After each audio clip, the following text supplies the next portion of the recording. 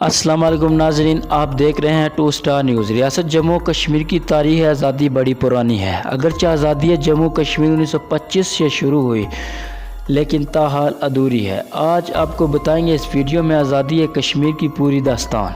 आप हमारे इस वीडियो के साथ बने रहें। 16 मार्च 1846 के रोज़ अहदनामा अमृतसर के ज़रिए अंग्रेज़ों ने रियासत जम्मू कश्मीर एक डोगरा मौसमी गुलाब सिंह के हाथों 75 लाख नानक शाही रुपये के इवज़ फ़रोख्त कर दिया। रियासत का रकबा 84,471 मरबा मील था।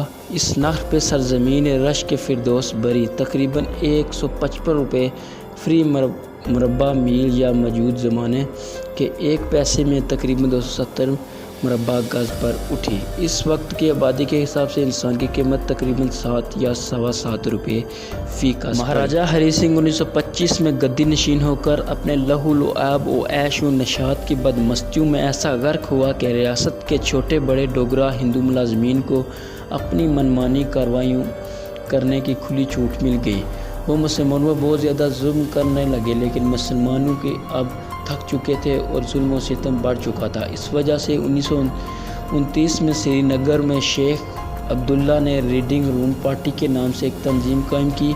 इसी ज़माने में जम्मू में भी चौधरी गुलाम अब्बास ने AR सागर और दीगर चंद साथियों के साथ मिलकर यंग मीन्स मुस्लिम एसोसिएशन की बुनियाद डाली। इन दोनों तंजीमों का ज़ाहिर समाजी लेकिन बातिन सियासत था। उन्होंने रियासत के मुसलमान नौजवानों को एक प्लेटफार्म पर मिल बैठने, अपने माहौल का जायज़ा लेने, माशरे की नाहमारियों नाइंसाफ़ियों पर सदाए जांच बुलंद करने का आहंग सिखाया। महाराजा हरी सिंह का ज़्यादा वक्त कलकत्ता, बम्बई, लंदन और पेरिस के इशरत खानों में गुजरता था। मैदान साफ पाकर रियासत के हिंदू अहलकारों की चीरा दस्तियों इस कदर बढ़ गई कि अब वो मुसलमानों राया के माल और दौलत और इज़्ज़त व नामूस के अलावा उन मुसलमानों के एक जिम व अफीर को ज़बरदस्ती जुम्मा की नमाज अदा करने से रोक दिया गया। इसके अलावा जम्मू में एक हिंदू पुलिस कांस्टेबल ने जानबूझकर कुरान हकीम को सख्त बेहुरमती की। इन वाक़यात ने रियासत भर के मुसलमानों में शदीद गम व गुस्से की आग भड़का दी। जगह जगह इख्तिजाज, जलसे और जुलूस शुरू हो गए। ख़ासतौर पर श्रीनगर में अब्दुल कदीर नामी शख्स ने एक शोला बयां मुकर्रर ने बड़े बड़े जुलूसों में तकरीर करके महाराजा की हुकूमत की धज्जियाँ उड़ा दी। उसे गिरफ्तार करके जेल में मुकदमा चलाया गया। 13 जुलाई 1931 को मुसलमानों में एक जम में अफीर ने जेल का मुहासरा करके मुतालबा किया कि उन्हें अब्दुल कदीर के ज़ेर समात मुकदमे की कार्रवाई सुनने की इजाज़त दी जाए। इजाज़त देने से इनकार के मजमा को मुंतशिर करने के लिए पुलिस ने गोली चला दी, जिसमें 27 अफराद हलाक और बेशुमार ज़ख्मी हुए। शेख अब्दुल्ला और चौधरी गुलाम अब्बास गिरफ्तार कर लिए गए। 3 रोज़ बाद फिर श्रीनगर में फायरिंग हुई, जिसमें दोबारा मुसलमानों का खून बहाया गया। आज़ादी के नाम पर कश्मीर की सरज़मीन पर खून की यह कुर्बानी आज तक बदस्तूर जारी है। 13 जुलाई को हर साल शहीदाए कश्मीर की भी पाबंदी से मनाया जाता है। श्रीनगर में 13 जुलाई की वाहियाना फायरिंग से सारे बरे सगीर के मुसलमानों में भी रंज और अदराब की लहर दौड़ गई। सबसे पहले लाहौर में खान बहादुर रहीम बख्श सेशन जज को मुल्तान रोड वाली कोठी पर मशवरा करने के लिए चंद मुसलमानों का इज्तिमा हुआ। जम्मू की यंग मीन्स मुस्लिम एसोसिएशन की नुमाइंदगी करने के लिए AR सागर को भी शामिल किया गया। इसमें तय पाया कि हिंदुस्तान भर के सरबराह मुसलमानों का कबारीन को इकट्ठा करके इस बारे में कोई मुतफ़िक़ा फ़ैसला किया जाए। चुनांचे 25 जुलाई 1931 में शिमला में फेयर वे नाम की एक 2 मंजिला कोठी में एक मीटिंग के नतीजे में all India Muslim Kashmir committee कायम की गई। इस मीटिंग में जो हज़रात शामिल हुए, इनमें इल्लामा इकबाल, नवाब सर जुल्फ़िकार अली खान, ख्वाजा हसन निज़ामी, नवाब गजपुरा, नवाब अहमद, सैयद मोहसिन शाह खान बहादुर शामिल थे। 14 अगस्त 1931 को जम्मू शहर में पहली बार कश्मीर डे मनाया गया। AR सागर और उनके दीगर रफ़िक़ाए कार ने यह प्रोग्राम बनाया था कि रेजिडेंसी रोड पर अंजुमन इस्लामिया के हाथे से मुसलमानों को एक जुलूस मुरतब करके शहर भर में घुमाया जाएगा। रियासती हुकूमत तक ये खबर पहुंची तो उन्होंने डोगरा फ़ौज को पहले ही वहां पर भेज दिया ताकि जुलूस निकल नहीं ना पाए। जुलूस के मुंतज़मीन ने खुफिया पैगाम रसानी से काम करके अंजुमन इस्लामिया के हाथे के बजाय जामिया मस्जिद में मुसलमानों का जुम अफीर इकट्ठा कर लिया। डोगरा हुकूमत ने सूरत हाल बाम कर एक मुसलमान मजिस्ट्रेट को मस्जिद के बाहर तैनात कर दिया। मज़ीद मुसलमान मस्जिद में दाखिल न होने पाए। AR सागर जब मस्जिद में جانے لگے تو مجسٹریٹ نے اسے روکا اور پوچھا تم اس وقت مسجد میں کیا کرنے جا رہے ہو؟ تو ساگر نے جواب دیا کہ وہ نماز ادا کرنے کے لیے مسجد میں جا رہے ہیں۔ صبح کے 8 ساڑھے 8 کا وقت تھا۔ مجسٹریٹ نے پوچھا یہ کون سی نماز کا وقت ہے؟ ساگر صاحب نے آنسر جوابی سے کام لے کر کہا میں نماز اشراق پڑھنے جا رہا ہوں۔ مسجد میں داخل ہو کر ساگر صاحب نے ان کے ساتھیوں نے جمع شدہ مسلمانوں کا جلوس مرتب کیا اور اللہ اکبر کے نعرے لگاتا ہوا جلوس مسجد سے براندے میں ہوا۔ اس وقت تک نیزو سے مسلح ڈوگرا فوج کا ایک دستہ بھی میجر محمد خان کی کمان میں وہاں پہنچا۔ مسلمان میجر نے ڈوگرا فوجیوں کو حکم دیا کہ جلوس منتشر کرنے کی خاطر وہ اپنے نیزے سے کسی شخص کو زخمی نہ کریں بلکہ ڈرا دھمکا کر جلوس روک دیا۔ مسلمان ہونے کے ناطے سے میجر محمد خان نے یہ حکم تو صریحاً اپنی ذمہ داری پر دیا، لیکن کسی طرح ڈوگرا فوجیوں کو یہ تاثر بھی دیا گیا کہ حکومت کا بھی یہی منشا ہے۔ یہ عجیب حسن اتفاق ہے کہ 14 اگست 1931 کو پہلی بار کشمیر ڈے منایا گیا تھا، 16 برس کے بعد 1947 میں اسی تاریخ کو پاکستان کا قیام بھی وجود میں آیا۔ اب 14 اگست کو ہر سال پاکستان کشمیر ڈے منایا جاتا ہے، لیکن یوم پاکستان کا جشن آزادی اس وقت تک ہرگز شرمندہ تکمیل نہیں ہو سکتا جب تک کشمیر کا ایک بڑا حصہ بھارت کے قبضے میں ہے اور اس کو آزاد نہ کروایا جائے۔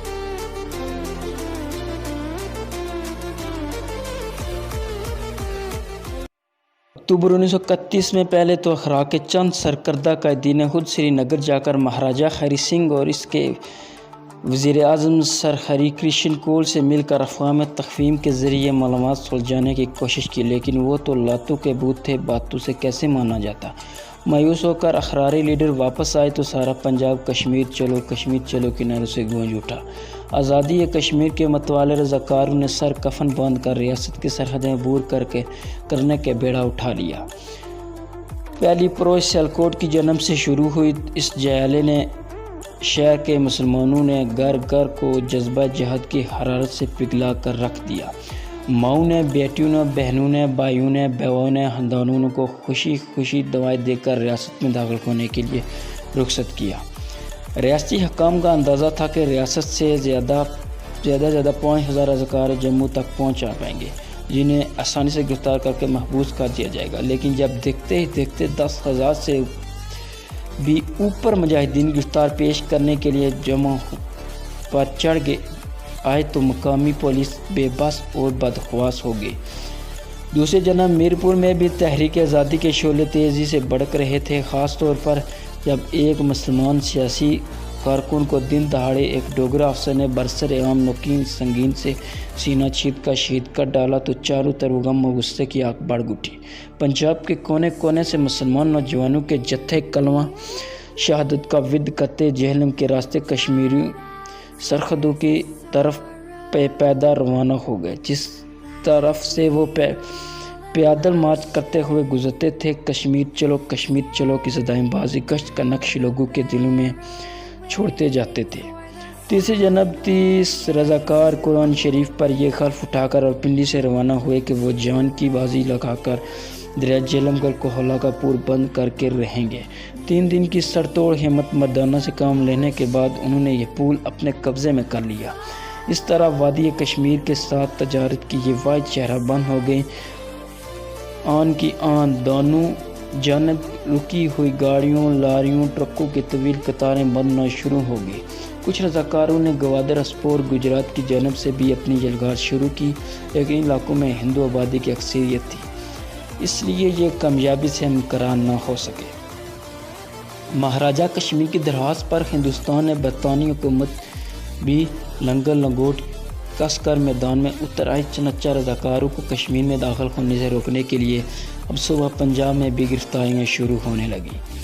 پنجاب کی جیلیں بھی بہت جلد اٹ بڑھ کر کم پڑ گئی۔ شدید بد انتظامی، ضروری سامان کی کمیابی کی وجہ سے کہیں درجن رضاکار نمونی میں مبتلا ہو کر جیلوں میں وفات پا گئے۔ کئی مقامات پر جیلوں میں جگہ کی قلت کی وجہ سے پولیس والے بہت سے نئے گرفتار شدہ کاریوں کو گلے میں تختیاں لٹکا کر احرار کے دفتر میں چھوڑ جاتے تھے تاکہ جگہ خالی ہونے پر انہیں جیلوں میں لے جائیں۔ اندازہ ہے کہ صرف پنجاب سے تقریباً 45,000 نوجوان کی گرفتاریاں ہوئی، 5,000 سے زائد رضاکار کا دوسرے صوبوں سے شامل ہوئے۔ ریاست کے اندر اور باہر مسلمانوں کی منظم ایجیٹیشن سے متاثر ہو کر نومبر 1931 میں گلینسی کمیشن قائم کیا گیا۔ سر بی جے گلینسی کے اس صدر اور غلام محمد عیسائی، پنڈت پریم ناتھ بجاج اور چودھری غلام عباس اس کے ممبر تھے۔ کمیشن کے مقاصد میں ریاست کے مسلمانوں کی حالت زار کا جائزہ لے کر ان کے حقوق کی نشاندہی کرنا، جولائی کی پولیس فائرنگ کر کے صحیح قوائف میں تحقیقات کرنا مشکل تھا۔ دیگر کئی اقدامات کے علاوہ اس کمیشن نے ریاست میں ایک قانون ساز اسمبلی قائم کرنے کی پرزور سفارش کی۔ ہندوستان میں انگریزوں کی پولیٹیکل ڈپارٹمنٹ کے دباؤ میں مجبور ہو کر مہاراجہ ہری سنگھ نے انتہائی بے دلی سے یہ سفارش قبول کر لی، ایک اسمبلی کا ڈالی جس کا فریضہ حکومت فقط مشورہ دینا، اس سے زیادہ اس نام نہاد اسمبلی کے پاس کوئی خاص اختیار نہ تھا۔ 75 اراکین اس اسمبلی میں صرف 33 ممبر انتخابات کے ذریعے لیے جاتے تھے کہ مسلمان 12 غیر مسلم، باقی 42 ممبر حکومت خود نامزد کرتی تھی۔ اس طرح اس نوعیت کی محدود مشاورتی اسمبلی بھی ریاست حکومت میں نامزد اراکین کی تعداد منتخب ممبروں کی تعداد سے کہیں۔ 3 جون 1947 کو جب تقسیم ہند کا فارمولہ منظور ہوا تو برِ صغیر کی 562 ریاستوں کو آزاد چھوڑ دیا گیا تھا اور وہ اپنی جغرافیائی معاشیاتی حقائق کے پیش نظر اپنی آبادی کے خواہشات کے مطابق بھارت یا پاکستان سے الحاق کر لیں۔ ریاست جموں کشمیر کی آبادی 80% تھی، مسلم پر مشتمل تھی۔ اس کی سرحدوں کے 600 میل مغربی پاکستان کے ساتھ مشترک تھا۔ ریاست کی واحد ریلوے لائن سیالکوٹ سے گزرتی تھی اور بیرونی دنیا کے ساتھ ڈاک اور تار کا نظام بھی مغربی پاکستان کے ذریعے قائم تھا۔ ریاست کی دونوں پختہ سڑکیں راولپنڈی سیالکوٹ سے گزرتی تھی۔ کشمیر کی تمام درآمدات برآمدات کا راستہ بھی پاکستان سے وابستہ تھا۔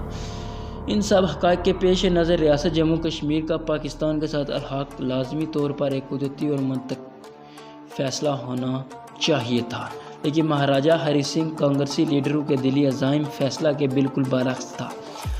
اپنے ان مذموم عزائم کو عملی جامہ پہنانے کے لیے انہوں نے لارڈ ماؤنٹ بیٹن کے ساتھ مل کر سازشوں کا ایسا جال بنایا جس کے پھندے میں مقبوضہ کشمیر کے بے بس مظلوم باشندے آج تک بری طرح گرفتار ہیں۔ 3 جون 1947 کے فارمولے کا اعلان ہوتے ہی سب سے پہلے مہاتما گاندھی، کانگریس کے صدر مسٹر جے بی کرپلانی فوراً کشمیر پہنچے۔ مہاراجہ ہری سنگھ کے ساتھ ساز باز کے ان سازشوں کے جال کی منصوبہ بندی کر آئے۔ پاکستان کے وجود میں آتے ہی مہاراجہ کشمیر نے یہ چال چلی کہ حکومت پاکستان کے ساتھ اسٹینڈرڈ سیل ایگریمنٹ طے کر لیے، جس کی روح سے ریاست کے ڈاک تار تجارتی کاروباری نظام کو برقرار رکھنے کے لیے پاکستان کی سرزمین پہلے جیسی سہولتیں بستور برقرار رہیں گی۔ پاکستان نے اسے مہاراجہ کی خیر سگالی کا مظاہرہ سمجھا تاکہ الحاق کا فیصلہ کرنے سے پہلے ریاست کے ذرائع رسول اور رسائل درآمدات برآمدات کسی قسم کا خلل نہ پڑے۔ لیکن مہاراجہ کے جنم سے یہ معاہدہ محض دھوکے کی چٹھی تھی، کیونکہ ساتھ ہی اس نے ہندوستان کے ذریعے جنرل پوسٹ آفس لندن کو یہ ہدایت بھی جاری کر دی کہ آئندہ ریاست جموں کشمیر میں آنے والے سب ڈاک نئی ریاست کی معرفت ارسال کی جائے۔ مہاراجہ منافقت میں لارڈ ماؤنٹ بیٹن سمیت بھارتی حکومت کی سازشانہ شرکت کا یہ بین ثبوت تھا۔ 16 اگست 1947 کی تقسیم ہند کے بارے میں جب ریڈ کلف ایوارڈ کا اعلان ہوا تو ضلع گوادر پور کی آبادی میں وضع مسلمانوں کی کثرت کے باوجود سے بغیر کوئی وجہ بتائے انتہائی شرح انگیزی بدنیتی کے ساتھ بھارت کو دے دیا گیا تھا، کیونکہ گوادر اسپار کے بغیر بھارت کو کشمیر پر غصبانہ قبضہ کرنے کا موقع ہاتھ آ سکتا تھا اور نہ راستہ مل سکتا تھا۔ رفتہ رفتہ اب ایسے تاریخی آثار و شاہد منکشف ہو رہے تھے جس سے یہ بات پایا ثبوت تک پہنچ گئی کہ لارڈ ماؤنٹ بیٹن بذات خود اس سازش میں پوری طرح ملوث تھا۔ البتہ یہ بات فی الحال پردہ راز میں ہے کہ ماؤنٹ بیٹن نے ریڈ کلف کی اس کھلی بدنیتی اور ناانصافی کا مرتکب ہونے کے لیے کیا خربے اختیار کیے۔ ان خربوں میں بڑی باری رشوت بھی بعید از قیاس نہیں ہے۔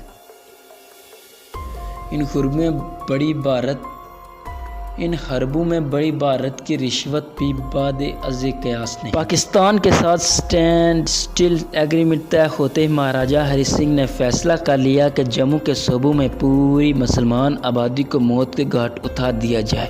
اس مہم کی کمان مہاراجہ نے خود اپنے ہاتھ میں لے کر ڈوگرا فوج، پولیس اور راشٹریہ سیوم سیوک سنگھ کے دستوں کو جگہ جگہ ہونہار بیڑیوں کی طرح مسلم راہ پر چھوڑ دیا۔ قتل و غارت، لوٹ مار، خواتین کی بے رحمتی، جوان لڑکیوں کے اغوا کی جو قیمت برپا اسے الفاظ میں بیان نہیں کیا جا سکتا۔ اس شورش کو جو بے شمار بچیاں اغوا ہوئی، ان میں چودھری غلام عباس کی ایک چہیتی بیٹی بھی شامل تھی۔ بے شمار مسلمانوں کو اپنا جانسا دے کر بسوں، ٹرکوں میں سوار کیا گیا تاکہ انہیں سیالکوٹ کی جنوب پاکستان کی سرحد تک پہنچایا جائے، لیکن ریاست میں ڈوگرا پولیس کے نگرانی میں RSS کے درندوں نے ایسا کام کیا کہ پورے لوگوں کو بے دردی سے شہید کر ڈالا۔ صبح جموں کشمیر کے بیشتر علاقوں میں مسلمانی آبادی کا صفایا کرنے کے بعد اب مہاراجہ نے مسلمان پونچھ کی طرف اپنا رخ پھیر لیا۔ پونچھ کی آبادی میں 95% مسلمان تھے۔ اس آبادی کا ایک کثیر حصہ ریٹائر فوجی پر مشتمل تھا جو دوسری جنگ عظیم میں دنیا کے کئی محاذوں پر داد شہادت دے چکے تھے۔ صوبہ جموں کشمیر کے مسلمانوں کے قتل و عام کی خبریں سن کر ان کا خون پہلے جوش میں آیا تھا، ساتھ ہی یہ خبر جنگل کی آگ کی طرح پھیل گئی کہ گلگت میں مقامی مسلمانوں نے گلگت کے اسکواڈس اور ریاستی فوج کے مسلمان عناصر کے ساتھ مل کر علم بغاوت بلند کر دیا اور مہاراجہ کی حکومت کو جڑ سے اکھاڑ کر آزادی کا اعلان کرنے والے ہیں۔ اس پس منظر مہاراجہ کے بہمانہ عزم کو بام کر پونچھ کے غیور بہادر مسلمانوں نے بھی سر دڑ کی بازی لگا کر پاکستان کے ساتھ الحاق عزم بالجاز کر لیا۔ سارے علاقے میں پاکستان زندہ باد کا نعرہ گونجنے لگا۔ ڈوگرا حکومت کی جگہ جگہ اپنی فوج، پولیس کی تعداد بڑھا کر عوام الناس کو تشدد سے کچلنے کی ہرمونہ کی کوشش کی۔ 25 اگست 1947 کے روز دھیر کوٹ کے قریب نیلا بٹ نامی گاؤں میں الحاق پاکستان حق میں ایک جلسہ عام ہوا۔ ڈوگرا فوج کے ایک دستے نے وہاں آ کر اس پرامن جلسے میں بلا وجہ گولیاں چلا دی۔ اس ظالمانہ واقعہ نے جلتی پر تیل کا کام دیا۔ 2 روز بعد سردار عبدالقیوم خان نے گوریلا مجاہدین کا ایک دستہ منظم کیا، دھیر کوٹ میں ڈوگرا پولیس اور فوج کے ایک کیمپ پر حملہ کر کے اس کا صفایا کیا۔ اپنی فوج کی شکست فاش پر مہاراجہ ہری سنگھ غیظ و غضب میں تلملا کر دیوانہ ہو گیا۔ اس نے ریاست کے ہر حصے سے ڈوگرا فوج، پولیس اور اس کے دستوں کو مجتمع کر کے اپنے خاص الخاص افسران کی سرزد میں پولیس کے مسلمانوں کی سرکوبی کے لیے روانہ کیا۔ ان سب سے ضروری ہدایت یہ تھی کہ جتنے مسلمان مرد، عورتیں اور بچے ہو سکیں انہیں بے دریغ قتل کر دیا جائے، باقی مانندہ باغیوں کو کسی نہ کسی طرح پاکستان کی جانب دھکیل کر ریاست بدر کر دیا جائے۔ ان جنگی کارروائیوں کا یہ نتیجہ نکلا کہ پونچھ شہر اور اس کے گرد و نواح کا تھوڑا سا رقبہ چھوڑ کر اب باقی سارا علاقہ آزاد تھا۔ یہ آزادی مٹھی بھر گوریلا لیڈروں نے اپنے طور پر مقامی مجاہدین کو منظم کر کے جسم اور جان کی بے مثال قربانیاں دے کر اللہ تعالیٰ کے فضل سے حاصل کی۔ ان کے پاس نہ کوئی خزانہ تھا جس سے لڑنے والی تنخواہیں ادا کی جاتی اور نہ ہی ان کے پاس کوئی رسدگاہیں تھیں جہاں سے کھانے پینے، گولہ بارود کا سامان باقاعدگی سے محاذ جنگ تک پہنچایا جا سکتا تھا۔ ان کے پاس کوئی فوجی GHQ بھی نہیں تھا جہاں سے سپاہیوں کی وردی، آلات حرب، مرکزی جنگی حکمت عملی کے متعلق ہدایات جاری کی جا سکتی۔ گوریلا لیڈروں مجاہدین فقط کے ایک جذبہ سے سرشار تھے۔ ان کے دلوں میں ایک بے لوث اور سچا جذبہ جہاد مجن تھا۔ وہ اپنے پھٹے پرانے کپڑوں، ٹوٹے پھوٹے جوتے پہن کر اپنے سے کہیں گنا زیادہ مضبوط اور مسلم دشمنوں سے دن رات بے جگری سے لڑتے تھے۔ بعد دوباریوں کے طوفان میں وہ کہیں روزہ اپنی خندقوں میں بھوکے پیاسے پڑے رہے تھے۔ ان کے معصوم بچے، ان کی مائیں، بہنیں، بیویاں اپنے سروں پر راشن لاد کر کہیں میل پیادہ چلتی تھی اور دشمن کی نظر بچا کر اپنے لڑکے والے مجاہدین رسد کا سامان پہنچا دیا کرتی تھی۔ برف باری کے دن میں پاؤں میں صحیح جوتے نہ ہونے کی وجہ سے کہیں مجاہدین رسد لے کر آنے والے بچے خواتین کے پاس متورم ہو کر لہو لہان ہو جاتے تھے، لیکن ان کے دل میں بھڑکنے والا جہاد کا شعلہ کبھی مدھم نہ پڑتا۔ پونچھ میں اپنی حکمرانی کی بساط الٹتے دیکھ کر مہاراجہ ہری سنگھ کو اب جہلم وادی کی فکر کا دامن گیر ہوئی، جس کی آبادی 95% مشتمل تھی۔ ان میں شیخ بھی تھے، مغل بھی تھے، پٹھان بھی تھے۔ پٹھانوں میں ککی ہیل، افریدیوں، یوسف زائیوں اور مچھلی پوریوں کا تناسب خاص طور پر نمایاں تھا۔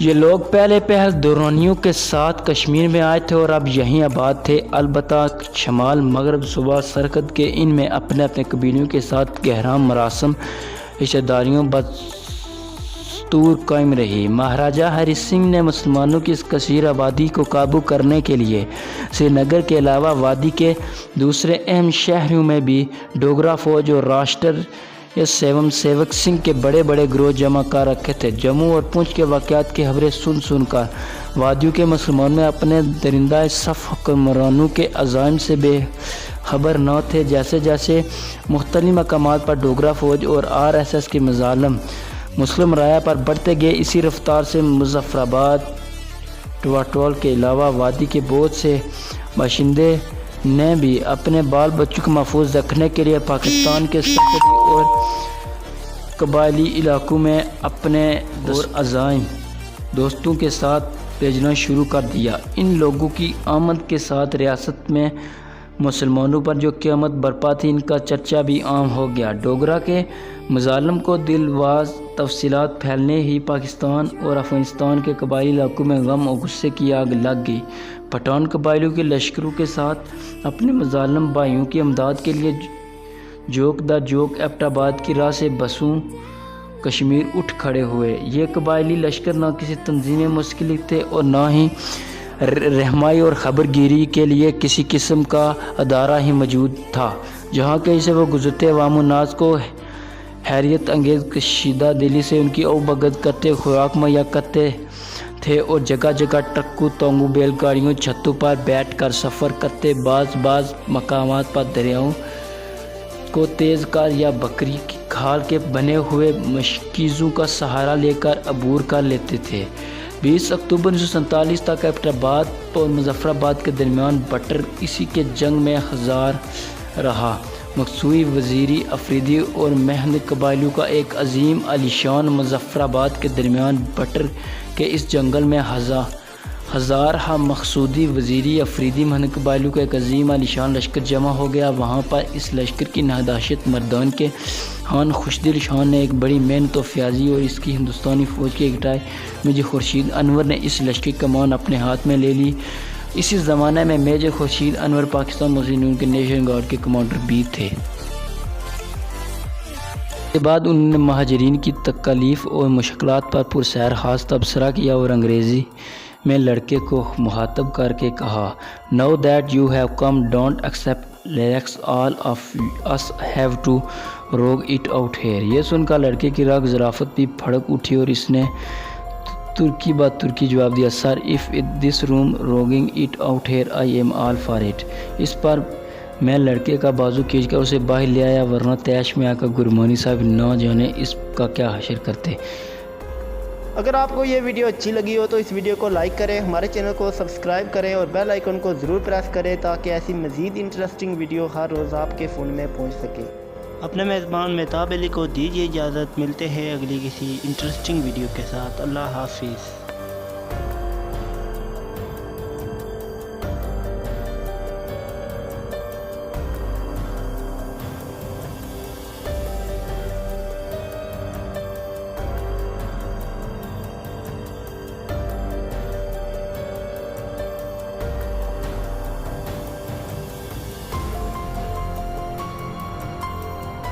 مہاراجہ ہری سنگھ کانگریسی لیڈروں کے دلی عزائم فیصلہ کے بالکل برعکس تھا۔ اپنے ان مذموم عزائم کو عملی جامہ پہنانے کے لیے انہوں نے لارڈ ماؤنٹ بیٹن کے ساتھ مل کر سازشوں کا ایسا جال بنایا جس کے پھندے میں مقبوضہ کشمیر کے بے بس مظلوم باشندے آج تک بری طرح گرفتار ہیں۔ 3 جون 1947 کے فارمولے کا اعلان ہوتے ہی سب سے پہلے مہاتما گاندھی، کانگریس کے صدر مسٹر JP کرپلانی فوراً کشمیر پہنچے۔ مہاراجہ ہری سنگھ کے ساتھ ساز باز کے ان سازشوں کے جال کی منصوبہ بندی کر آئے۔ پاکستان کے وجود میں آتے ہی مہاراجہ کشمیر نے یہ چال چلی کہ حکومت پاکستان کے ساتھ اسٹینڈرڈ سیل ایگریمنٹ طے کر لیے، جس کی روح سے ریاست کے ڈاک تا تجارتی کاروباری نظام کو برقرار رکھنے کے لیے پاکستان کی سرزمین پہلے جیسی سہولتیں بستور برقرار رہیں گی۔ پاکستان نے اسے مہاراجہ کی خیر سگالی کا مظاہرہ سمجھا تاکہ حالات کا فیصلہ کرنے سے پہلے ریاست کے ذرائع رسول و رسائل درآمدات برآمدات کسی قسم کا خلل نہ پڑے، لیکن مہاراجہ کے جنم سے یہ معاہدہ محض دھوکے کی چٹھی تھی، کیونکہ ساتھ ہی ساتھ اس نے ہندوستان کے ذریعہ جنرل پوسٹ آفس لندن کو یہ ہدایت بھی جاری کر دی کہ آئندہ ریاست جموں کشمیر میں آنے والے سب ڈاک نئی ریاست کی معرفت ارسال کی جائے۔ مہاراجہ منافقت میں لارڈ ماؤنٹن بیٹن سمیت بھارتی حکومت کی سازشانہ شرکت کا یہ بین ثبوت تھا۔ 16 اگست 1947 کی تقسیم ہند کے بارے میں جب ریڈ کلف ایوارڈ کا اعلان ہوا تو ضلع گوادر پور کی آبادی میں وضع مسلمانوں کی کثرت کے باوجود سے بغیر کوئی وجہ بتائے انتہائی شرح انگیزی بدنیتی کے ساتھ بھارت کو دے دیا گیا تھا، کیونکہ گوادر اسپار کے بغیر بھارت کو کشمیر پر غصبانہ قبضہ کرنے کا موقع ہاتھ آ سکتا تھا اور نہ راستہ مل سکتا تھا۔ رفتہ رفتہ اب ایسے تاریخی آثار و شاہد منکشف ہو رہے تھے جس سے یہ بات پایا ثبوت تک پہنچ گئی کہ لارڈ ماؤنٹن بیٹن بذات خود اس سازش میں پوری طرح ملوث تھا۔ البتہ یہ بات فی الحال پردہ راز میں ہے کہ ماؤنٹ بیٹن نے ریڈ کلف کی اس کھلی بدنیتی اور ناانصافی کا مرتکب ہونے کے لیے کیا خربے اختیار کیے۔ ان خربوں میں بڑی باری رشوت بھی بعید از قیاس نہیں ہے۔ ان خربوں میں بڑی بھارت کی رشوت بھی بعد از قیاس نہیں۔ پاکستان کے ساتھ اسٹینڈ سٹل ایگریمنٹ طے ہوتے ہی مہاراجہ ہری سنگھ نے فیصلہ کر لیا کہ جموں کے صوبوں میں پوری مسلمان آبادی کو موت کے گھاٹ اتار دیا جائے۔ اس مہم کی کمان مہاراجہ نے خود اپنے ہاتھ میں لے کر ڈوگرا فوج، پولیس اور راشٹریہ سیوم سیوک سنگھ کے دستوں کو جگہ جگہ ہونہار بیڑیوں کی طرح مسلم رایا پر چھوڑ دیا۔ قتل و غارت، لوٹ مار، خواتین کی بے رحمتی، جوان لڑکیوں کا اغوا کی جو قیامت برپا اسے الفاظ میں بیان نہیں کیا جا سکتا۔ اس شورش کو جو بے شمار بچیاں اغوا ہوئی، ان میں چودھری غلام عباس کی ایک چہیتی بیٹی بھی شامل تھی۔ بے شمار مسلمانوں کو اپنا جانسا دے کر بسوں ٹرکوں میں سوار کیا گیا تاکہ انہیں سیلکوٹ کی جنوب پاکستان کی سرحد تک پہنچایا جائے، لیکن ریاست میں ڈوگرا پولیس کے نگرانی میں RSS کے درندوں نے ایسا کام کیا کہ پورے لوگوں کو بے دردی سے شہید کر ڈالا۔ صبح جموں کشمیر کے بیشتر علاقوں میں مسلمانی آبادی کا صفایا کرنے کے بعد اب مہاراجہ نے مسلمان پونچھ کی طرف اپنا رخ پھیر لیا۔ پونچھ کی آبادی میں 95% مسلمان تھے۔ اس آبادی کا ایک کثیر حصہ ریٹائر فوجی پر مشتمل تھا جو دوسری جنگ عظیم میں دنیا کے کئی محاذوں پر داد شہادت دے چکے تھے۔ صوبہ جموں کشمیر کے مسلمانوں کے قتل و عام کی خبریں سن کر ان کا خون پہلے جوش میں آیا تھا، ساتھ ہی یہ خبر جنگل کی آگ کی طرح پھیل گئی کہ گلگت میں مقامی مسلمانوں نے گلگت کے اسکواڈز اور ریاستی فوج کے مسلمان عناصر کے ساتھ مل کر علم بغاوت بلند کر دیا اور مہاراجہ کی حکومت کو جڑ سے اکھاڑ کر آزادی کا اعلان کرنے والے ہیں۔ اس پس منظر مہاراجہ کے بہمانہ عزم کو بام کر پوچھ کے غیور بہادر مسلمانوں نے بھی سر دڑ کی بازی لگا کر پاکستان کے ساتھ الحاق عزم بالجاز کر لیا۔ سارے علاقے میں پاکستان زندہ باد کا نعرہ گونجنے لگا۔ ڈوگرا حکومت کی جگہ جگہ اپنی فوج پولیس کی تعداد بڑھا کر عوام الناس کو تشدد سے کچلنے کے ہرمون کی کوشش کی۔ 25 اگست 1947 کے روز دھیر کوٹ کے قریب نیلا بٹ نامی گاؤں میں الحاق پاکستان حق میں ایک جلسہ عام ہوا۔ ڈوگرا فوج کے ایک دستے نے وہاں آ کر اس پرامن جلسے میں بلا وجہ گولیاں چلا دی۔ اس ظالمانہ واقعہ نے جلتی پر تیل کا کام دیا۔ 2 روز بعد سردار عبدالقیوم خان نے گوریلا مجاہدین کا ایک دستہ منظم کیا، دھیر کوٹ میں ڈوگرا پولیس اور فوج کے ایک کیمپ پر حملہ کر کے اس کا صفایا کیا۔